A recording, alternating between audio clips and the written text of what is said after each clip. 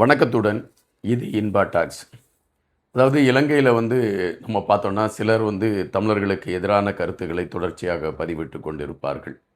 சிலர் தமிழர்களுக்கு ஆதரவாக இருப்பது போல ஒரு களத்தை காட்டி கொண்டால் கூட அவர்கள் மனதளவில் தங்களை சிங்களர்கள் என்பதை பறைசாற்றி கொண்டிருப்பார்கள். இதை நாம் தொடர்ச்சியாக பார்க்க வேண்டிய ஒன்றாக இருக்கிறது. குறிப்பாக தமிழர்களுக்கு எதிரான கருத்துக்களை பதிவிட்டு கொண்டு இருக்கக்கூடியவர்கள் யார் என்று போட்டால் சரத் வீரசேகரா, அதுபோல விமல் வீரவன்சா, உதயன் கம்பன் பில்லா, வாசு நாணயக்கரா, இவர்கள் அனைவருமே தமிழர்களுக்கு எதிரான கருத்து எப்பொழுதும் பதிவிட வேண்டும் என்கின்ற மனநிலையிலே இருக்கக்கூடியவர்களாக இருக்கிறார்கள் என்பதுதான் நிஜம். தற்பொழுது இந்த விமல் வீரவன்சா அவர்கள் ஒரு இடத்தில் காவல்துறையிடம் ஏற்பட்ட தள்ளுமுள்ளில் அவர் கீழே விழுந்து தலை தப்பினால் போதும் என்று ஓட்டம் பிடித்த கதைதான் இன்று பரபரப்பாக பேசப்பட்டிருக்கிறது. அது எதை மையப்படுத்தியது என்கின்ற விடயத்தை நாம் இங்கு பார்க்க வேண்டியதாக இருக்கின்றது.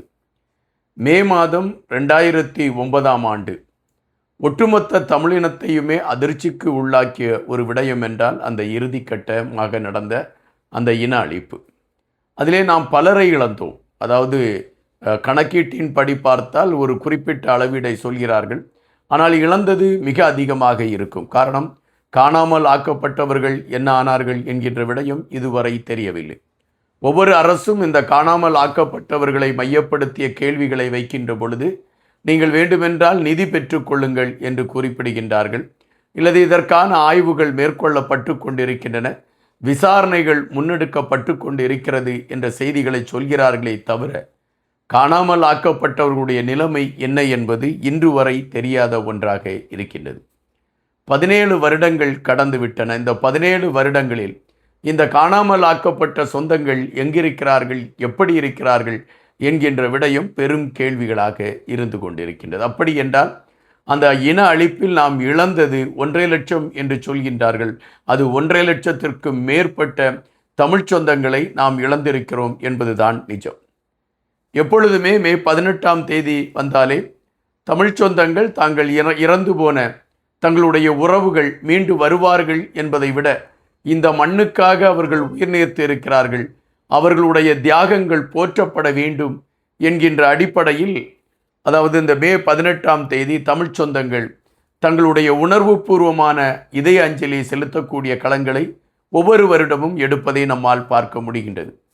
இன்று கூட பார்ப்பீர்கள் என்றால் தமிழகத்தில் பிரதானமாக இருக்கக்கூடிய பெரும்பாலான கட்சிகள் இப்பொழுது இந்த விடயத்தில் அவர்கள் முனைப்பு காட்டி தங்களுடைய உணர்வுகளை அவர்கள் வெளிக்காட்டக்கூடிய களங்களை நம்மால் பார்க்க முடிகின்றது. அவைகளை குறித்த செய்திகளையும் நீங்கள் அறிந்திருப்பீர்கள் என்று நான் நம்புகின்றேன்.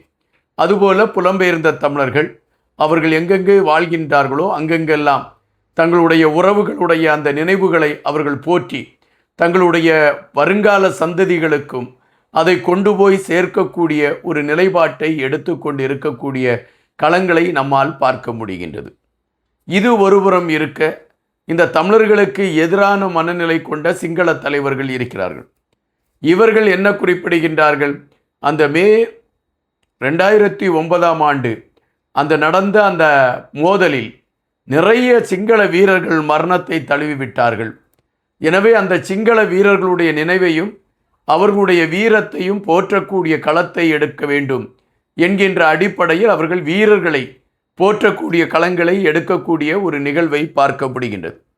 அப்படித்தான் இன்று கொழும்பில் வீரர்களை நினைவு கூறுவதற்காக விமல் வீரவன்சா தன்னுடைய ஆதரவாளர்களோடு செல்வதற்கான ஒரு களத்தை எடுத்திருக்கின்றார். காவல்துறை அவரை தடுத்து நிறுத்தி இருக்கின்றது. ஆனால் காவல்துறை தடுத்து நிறுத்தியவுடன் காவல்துறையை மீறி அவர் அங்கு செல்வதற்கு முயற்சிக்கின்றார். அப்பொழுது அவருடைய கால் தடுமாறி கீழே விழுந்து விடுகிறார். கீழே விழுந்து அவருக்கு காயம் ஏற்பட்டிருக்கிறது என்ற செய்தி வருகின்றது. ஆனால் காவல்துறை அவரை உள்ளே அனுமதிக்க மாட்டேன் என்பதில் உறுதியாக நின்று விடுகிறார்கள். ஒரு கட்டத்தில் காவல்துறை அவரை பிடித்து தள்ளக்கூடிய ஒரு நிலைமையை கையில் எடுக்கிறார்கள். இது விமல் வீரவன்சாவுக்கு மிகப்பெரிய அவமானமாக போய்விடுகிறது. உடனடியாக அவர் செய்தியாளர்களை சந்திக்கின்றார். செய்தியாளர்களிடம் அவர் ஒரு கருத்தை பதிவிடுகின்றார்.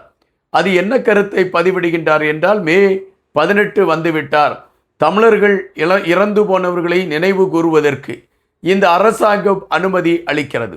ஆனால் அதே களத்தில் வீரர்களாக மரித்த எங்களுடைய சிங்கள வீரர்களை நினைவு கூறுவதற்கு இவர்கள் ஏன் எதிர்ப்பு தெரிவிக்க வேண்டும்?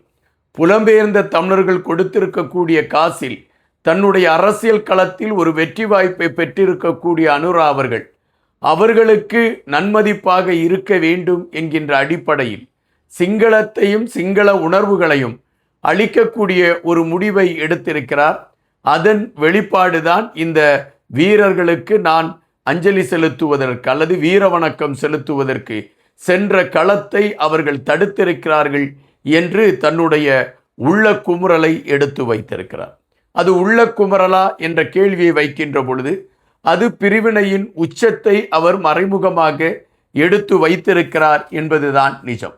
அதாவது அனுரா ஆட்சி பீடத்தில் ஏறுவதற்கு புலம்பெயர்ந்த தமிழர்கள் தான் நிதி கொடுத்து உதவினார்கள் என்றும் அதன் அடிப்படையில் தான் அனுரா வெற்றியை ஈட்டினார் என்றும் அந்த வெற்றிக்காகத்தான் இப்பொழுது புலம்பெயர்ந்த தமிழர்களுக்கு ஆதரவான நிலைப்பாட்டை எடுத்துக்கொண்டு பயணிக்கக்கூடிய ஒரு களத்தை அவர் எடுத்துக்கொண்டு இருக்கிறார் என்ற விமர்சனத்தை இப்பொழுது விமல் வீரவன்சா எடுத்து வைக்கிறார்.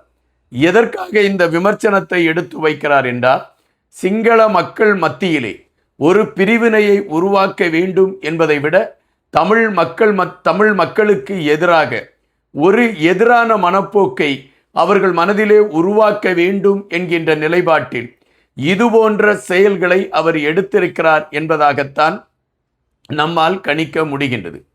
காவல்துறை அவரை தடுக்கின்றது. தடுத்திருக்கக்கூடிய காவல்துறையிடம் அவர் விளக்கத்தை கேட்டிருக்கலாம், அல்லது காவல்துறை ஏன் தடுக்கிறது என்பதை அறிந்து சற்று அமைதியாக இருந்துவிட்டு அவர் அதற்கான களங்களை எடுத்திருக்கலாம். ஆனால் காவல்துறையை அவர் தாண்டி உள்ளே நுழைவதற்கான ஒரு முயற்சி எடுக்கின்ற பொழுது காவல்துறை அவரை மிக பலமாக தடுத்து நிறுத்துகிறது. அப்படி பலமாக தடுத்து நிறுத்துகின்ற பொழுது அவர் காலிடறி கீழே விழுந்து விடுகிறார். காலிடறி கீழே விழுந்தவர் தான் காலிடறி கீழே விழுந்தேன் என்பதை விட புலம்பெயர்ந்த தமிழர்கள் கொடுத்த அழுத்தத்தின் காரணமாக அனுரா ஆட்சியாளர்கள் என்னை வீழ்த்துவதற்கான ஒரு களத்தை எடுத்திருக்கிறார்கள் என்று அவர் பதிவு செய்கிறார் என்றால் அவரை எந்த கோணத்தில் எடுத்துக்கொள்வது என்பதுதான் நம்மால் புரிய முடியவில்லை. உண்மையிலே அவர் விழுந்தது இயற்கையாக.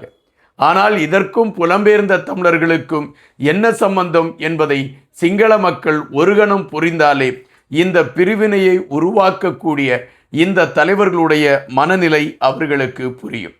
ஆயினும் விமல் வீரவன்சா எடுத்த ஓட்டம் அந்த இடத்திலிருந்து ஆளை காணல துண்டை காணல என்று அவர் போன அந்த ஓட்டம் இன்று அரசியல் களங்களில் பரபரப்பு செய்தியாக பேசப்பட்டு கொண்டு இருக்கிறது என்பதுதான் நிஜம்.